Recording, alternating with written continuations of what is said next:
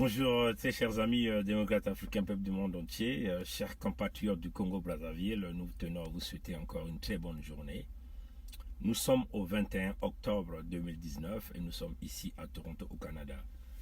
Tout à l'heure, nous venons d'annoncer le breaking news, parce que nous avons toujours notre téléphone bleu, là où nous recevons des informations en temps réel. Vous vous souvenez, au mois de septembre, nous avons lancé cette information, nous avons passé cette information avec l'affaire des diplomates congolais en Russie, qu'on avait donné un ultimatum éventuellement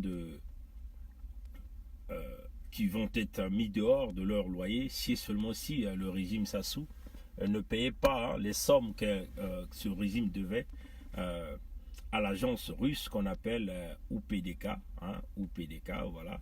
Donc l'agence russe qui s'en occupe des loyers à des diplomates en Russie. Si vous êtes un diplomate, peu importe de quelle nation que vous revenez, si vous êtes sous les logements de l'UPDK, ça veut seulement dire que vous méritez, vous avez plusieurs privilèges, c'est-à-dire que l'électricité, vous ne payez pas, parce que ça fait partie du contrat que votre nation a avec l'agence russe. Vous ne payez pas le gaz, vous ne payez pas de l'eau, ainsi de suite. Et puis s'il y a des réparations à faire dans ces logements, éventuellement c'est l'UPDK qui s'en occupe pour pouvoir faire toutes les réparations nécessaires. Et puis vous avez aussi droit à la protection, éventuellement tout véhicule qui rentre dans les propriétés, tous ces quartiers, il y a c'est sous surveillance vidéo 24 heures sur 24. Quand vous rentrez dans les propriétés, les véhicules sont identifiés, sont parfois fouillés. Donc vous voyez qu'il y a les agents de sécurité qui assurent la protection des diplomates, tous ceux qui vivent dans les logements gérés par UPDK, qui est l'agence russe qui s'en occupe des logements des diplomates. Au mois de septembre, on a fait cette annonce que Sassou devait plus de 600 millions de roubles aux Russes. Et l'ultimatum avait été donné au 15 octobre. C'est seulement si Sassou ne payait pas cet argent, les diplomates congolais devaient être chassés, puisque nous nous dirigeons vers l'hiver, chassés des logements gérés par UPDK. Donc voilà, c'est fait.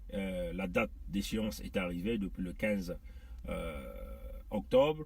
Les préavis avaient été donnés aux diplomates et ça s'est réalisé.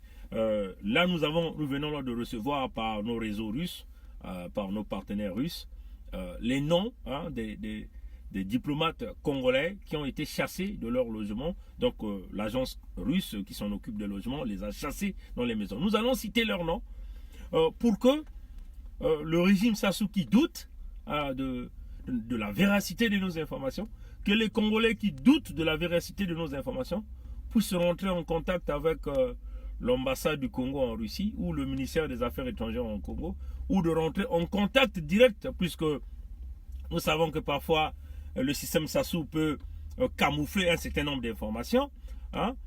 Donc on vous demande de contacter directement même UPDK, qui est cette agence russe qui s'en occupe des logements des diplomates, pour vous rassurer, vérifier la véracité de nos informations. C'est ça. Nous allons citer leurs noms, chers amis, pour que les parents qui sont au Congo comprennent bien le fond de notre message. Nous allons citer leurs noms. Je ne sais pas si c'est un général, mais je crois que c'est un général. Guy Blake Mambou. Guy Blake Mambou, c'est un attaché de défense à l'ambassade du Congo en Russie. Il fait partie de la première vague des diplomates congolais qui ont été chassés des maisons gérées par l'agence russe qui s'en occupe des maisons, des logements des diplomates. On appelle ça UPDK. Donc, je crois que c'est le général Guy Blake Mambou. Je ne sais pas si c'est un général, mais en tout cas, on cite son nom. C'est l'attaché de défense à l'ambassade du Congo en Russie. On continue. Imbongo Lioro.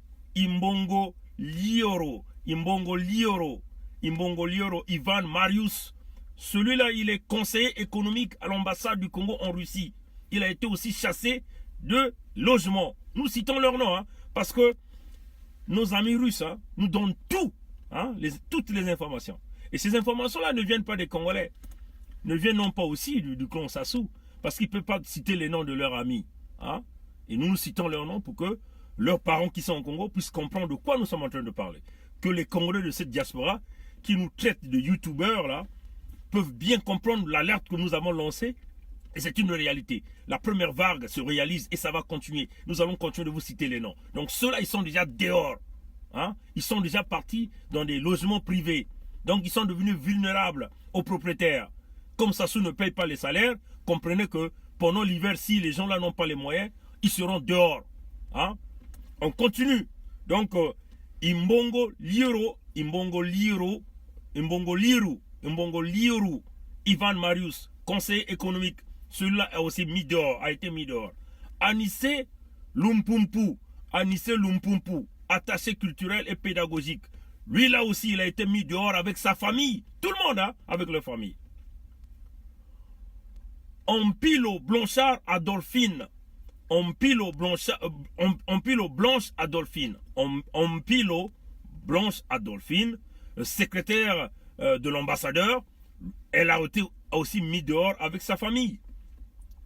Le lieutenant-colonel Iloki Mari, secrétaire du cabinet de défense, a été aussi mis dehors. On répète leur nom. Appelez leur famille de vérifier cette information. C'est sûr que l'ambassadeur du Congo en Russie, qu'on appelle Maduka, ne vous donnera pas cette information. S'il est honnête, il vous donnera cette information. Donc on vous demande de contacter l'agence des logements russes qu'on appelle UPDK et cette agence vous dira exactement ce que nous sommes en train de vous dire. Ça, c'est la première vague. Vous voyez que la date d'échéance avait été donnée pour le 15 octobre 2019 et Sassou n'a pas payé les 600 millions de roubles qu'il devait aux Russes. Et la première vague se réalise. Ces gens-là deviennent vulnérables. Ils sont maintenant dans les logements privés. Le général Guiblek Mambou, attaché de défense. Imbongo Liru, Ivan Marius, conseiller économique. Anissé Lumpupu, attaché culturel et pédagogique. Ompilo Blanche Adolphine, secrétaire de l'ambassadeur. Le lieutenant-colonel Iloki Mari, secrétaire du cabinet de défense.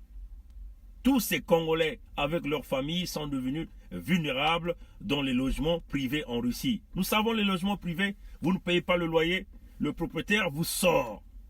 Mais comme Sassou ne paye pas les salaires, ni des diplomates, ni des Congolais, vous voyez que là, vous avez des familles potentiellement qui peuvent se retrouver à l'extérieur, dehors, sous l'hiver russe.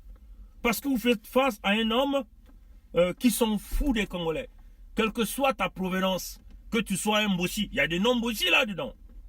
Donc vous voyez qu'il ne s'agit pas là de dire que Sassou est contre seulement les Congos ou les Sudistes. Tous nous sommes dans le même panier de Sassou Nguesso. Vous voyez, c'est ça la réalité. Donc il va falloir que nous disions à nos parents, le Teke, Vili, il y a eu des noms Teke à l'intérieur, des Teke Alima à l'intérieur. Il y a eu des noms Mboshi, il y a eu même quelques noms des gens du Sud ici. Tous nous sommes des victimes du régime Sassou. Tous nous sommes les victimes du régime Sassou. Là, c'est des familles des Congolais.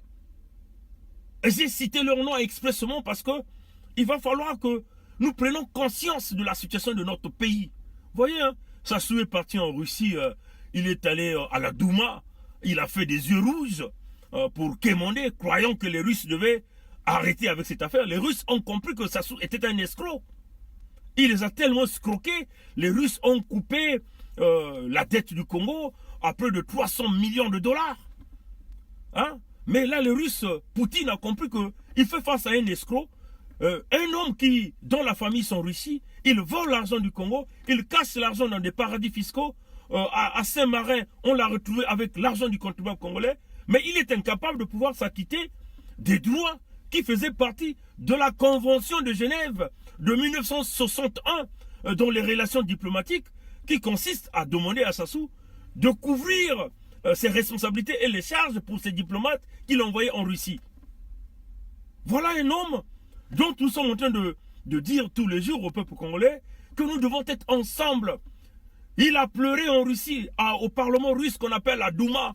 Il a fait des yeux rouges. Il a même fait des promesses aux Russes que, bon voilà, les techniciens russes viendront réparer des engins, des faux engins blindés au Congo. Il a promis même ce que nous appelons le pipeline, un conduit pétrolier qui devait partir de son village à Oyo jusqu'à Pointe-Noire. Mais tout ça, toutes ces promesses, c'est en vain parce que les Russes ont compris qu'ils faisaient face à un escroc, à un voyou, dont la famille vole l'argent, mais lui, il est incapable de pouvoir s'occuper de ses compatriotes, de ses concitoyens, les Congolais. Ce que nous avons annoncé, c'est une réalité. La première vague vient de se réaliser. Des diplomates congolais qui sont dehors.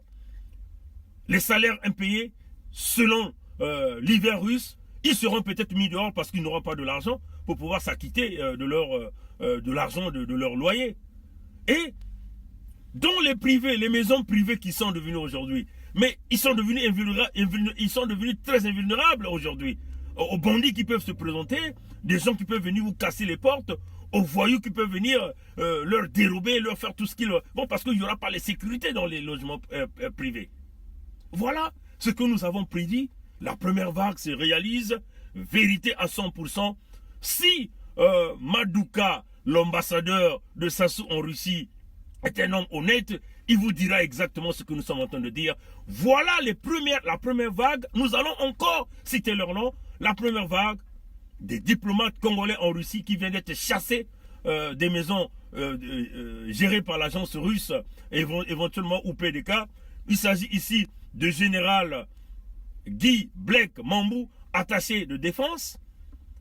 Imbongo Liro Ivan Marius, conseiller économique.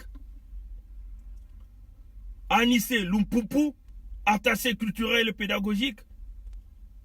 Ampilo Blanche Adolphine, secrétaire de l'ambassadeur. Le lieutenant-colonel Iloki Marie, lui aussi, qui est celui-là, il est le secrétaire de cabinet de défense, lui aussi a été mis dehors avec toute sa famille. Vous voyez que la lutte, hein, tous, nous sommes victimes du régime Sassou. Que tu sois Moussi, Doyo, de Tikapika, si tu n'es pas dans le clan, tu es victime. Que tu sois Teke Balima ou Mbossi, Dolombo, tous, nous sommes des victimes. Que tu sois un gars de Kwilu, un gars de la Bouenza, de Niari, de la Lekumu, de Poul, d'Infondo, de Makwa, que tu sois un gars de la Lima, si tu n'es pas dans le clan, tous nous sommes des victimes. La solution est claire, chassons les brigands du pouvoir.